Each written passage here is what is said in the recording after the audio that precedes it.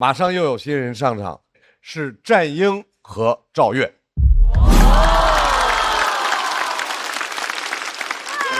先上场的这位呢，他其实是一位跨界演员，他本身自己是一个 B 站的主播，然后同时还是一位职业的棋手，但是他更愿意对自己的称呼呢叫做非典型赢家。掌声欢迎战英。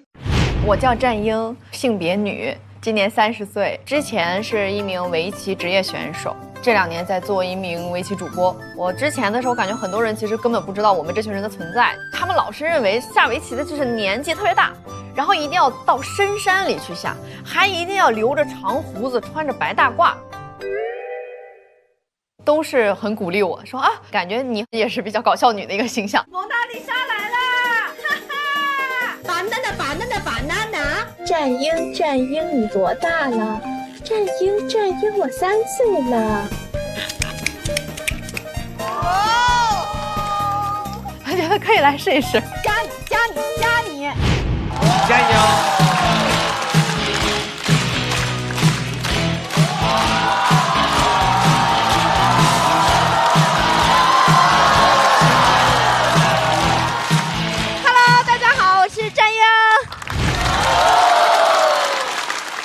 ！1楼的朋友们肯定看得到我啊，2楼的朋友们看得到吗？嗨，看不到，下回买1楼的票啊。Hello， 大家好，我是战英。全国呢有400多个活跃的职业选手，我排倒数第9，比上不足，比下有8个。我作为一匹下等马，我经常被教练去安排对战对方最强的棋手。教练会和我说：“你给他个下马威看看。”啊，下等马的威力呗。其实最开始啊，对战强手的时候，我是很害怕的，但输的次数多了，害怕的就是对手。因为跟我这种战绩的人下棋呢，你赢一盘不值得骄傲，输一盘会被记一辈子。我到现在都记得2021年12月27号中午12点半的那场比赛，我的对手是咱们国家的第1位女子9段，中国围棋界的传奇，我的偶像芮乃薇老师，也是那年输给我的2个人之一。大家不知道9段是什么意思呀？就大家不知道2段、9段这。那盘棋其实我早就不行了。那天换做任何一个战绩正常的棋手，可能都认输了。但是我的战绩啊，不支持我展示风度。我没有放弃，他没有想到。我俩一直鏖战了6个多小时。当时芮老师已经年近60。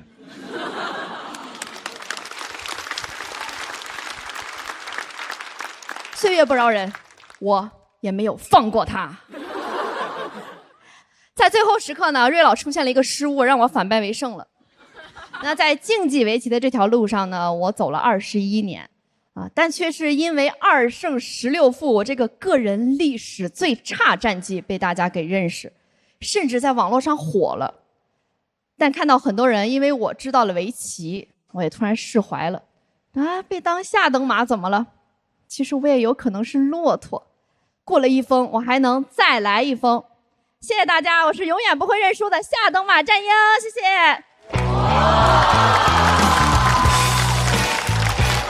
掌声送给战英。大家很多重点或许能听懂，但是始终没有被带进这个故事里。但是我能有这样一个舞台去讲一讲，我就觉得是让我非常感激的一件事情。马上和他对阵的这位朋友一出来，大家就认识，一头蓬松的自来卷啊，壮妈啊，但是藏着的是一颗敏感而脆弱的心。对，我喜欢。掌声欢迎赵越。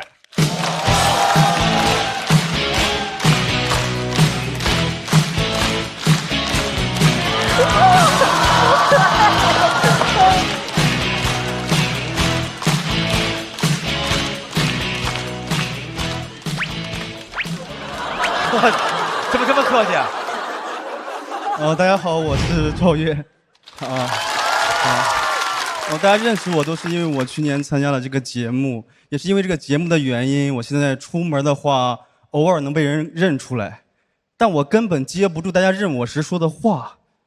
有个朋友他把我认出，他围着我转圈儿，他问我你怎么跟节目上长得一模一样呀？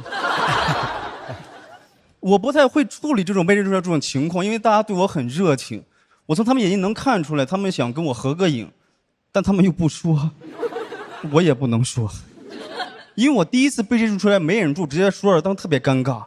第一次被认出我特别高兴，我说你要不要和我合影呀？那个人说现在不太方便。当时没想到能被拒绝，我说那个不好意思，对不起，你走吧，冒犯了。他可能觉得我有点尴尬，他走了2步又回来了，说不行，跟你合一个。去年节目后我就开始一个人租房住了，这是我第一次独居，不太适应，害怕。这不是普通的害怕，是想起来就害怕。有些时候我心里想，好像最近一个人住不害怕了，然后突然就开始害怕。晚上上完厕所从厕所往卧室跑的时候，像玩神庙逃亡，严重的时候都有点恶性循环了，一上厕所就害怕，一害怕就想上厕所，整个人变得很敏感。有好几次我邻居他回来晚上他开自己家门，我以为有人在撬我家门，吓得我赶紧穿衣服，我衣服还没穿我就听门啪一声关了，我说啊进来了。我一看也没有人呀，我想肯定是邻居，都这样已经好几次了。有一次我实在是忍不了，我就隔着门骂他，我说你以后12点前要是不回家你就别回家了。我发现害怕很容易传染给别人。有一次晚上我给我朋友打电话，我说兄弟，我一个人住害怕，你能来陪陪我吗？他说哥你别这样，我害怕。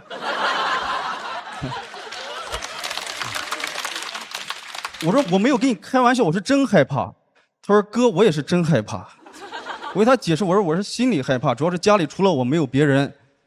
他说哥我怕的就是家里除了你没有别人。后来都给他问生气，他问我你到底害怕什么，你告诉我。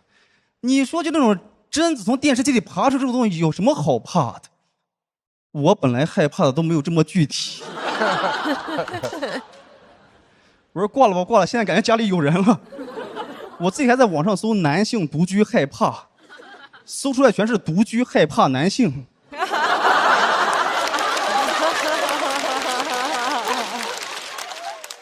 我现在又害怕独居又害怕男性。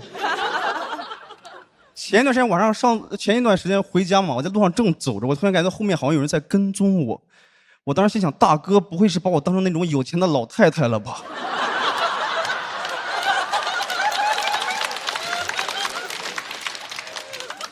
我得跟大家说一下，我是个男的，得把犯罪遏制在萌芽状态。因为大哥要是冲过来，我再说我是个男的，大哥说晚了。犯罪一旦开始就很难制止住了。但是你怎么证明你是一个男的呀？我想到了，我隔空抽了一个篮儿。其实还有一种比较脏的方式证明自己，有些男的他会在街上肆意的上厕所，但我也没有敢，因为这个社会它很复杂，你不了解对方喜欢什么。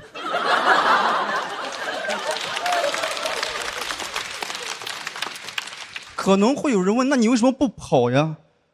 因为我不善于奔跑。我要是跑100米再被抓住，我连反抗的力气都没有了。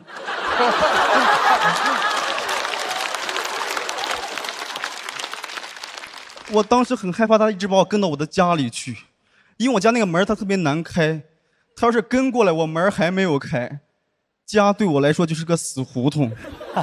主要是我一个人住，就2个人住都还好，2个人住他就跟过来，我们2人制服不了他，挨打也轻松一点。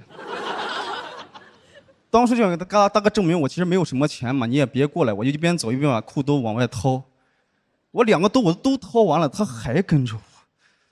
他不图我的钱，他到底想干什么呀？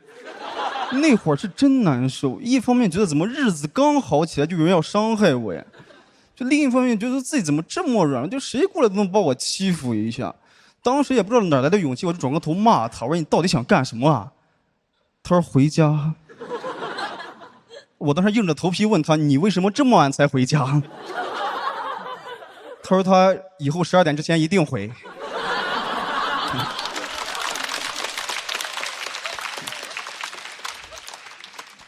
他说完之后，他就围着我转圈儿，他问我：“哎，你怎么跟节目上长得一模一样呀？”所以害怕没有什么的，你正视他就好。谢谢大家，我是赵越，谢谢你们。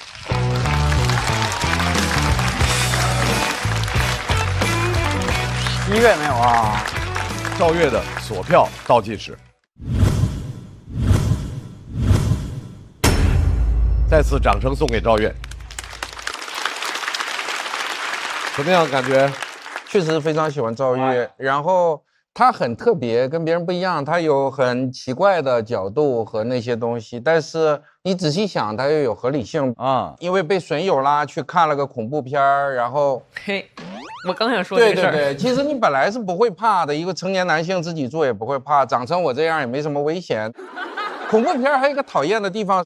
经常是当天夜里什么事儿没有，然后7、8天后你心里毫无准备的时候，夜里做一个噩梦，莫名其妙的疑神疑鬼，什么都害怕，去了厕所甚至是小跑回卧室，然后你就开始抽自己大嘴巴，怀疑为什么7天前要干这么蠢的事儿。所以我听的时候是觉得非常有意思，而且他总能找到这些奇怪的东西。但是今天整个作为作品的话，其实一开始就很抓人，我就心理上就会有更高的期待，但是感觉好像这个作品完成了7成、8成这样，然后就突然就没了，所以我有点遗憾。再次感谢赵越的分享，我们也请战英回到台中，2位的得票数是，很抱歉。因为战英和赵越的票数都没有大于200票，2位都要进入待定区。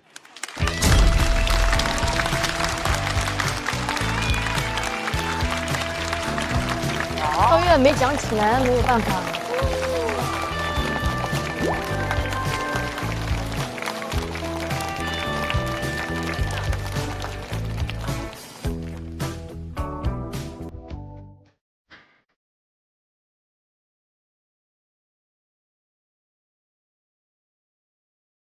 也有点对不起热裤子，真有点对不起热裤子。主要是他们真挺用心，他这个都是手绘的，这个真好。你别哭啊。赵越其实前2天给我说了一个点，我觉得他很可爱。他有一次在嘟囔说我不喜欢我这篇稿子了，我觉得不行。本来挺炸的，从他说完那句话之后。后面几天那些稿特别凉，赵越一直听着我姐，你一定要夸你的稿子，他能听到，他会不开心的。然后我们全员现在都相信这个，我们就要热爱自己的表达，热爱自己的稿子。我坐在待定区的时候，脑子里就有《黑暗荣耀》里，好像是这破夕阳太美了，这个舞台太美了。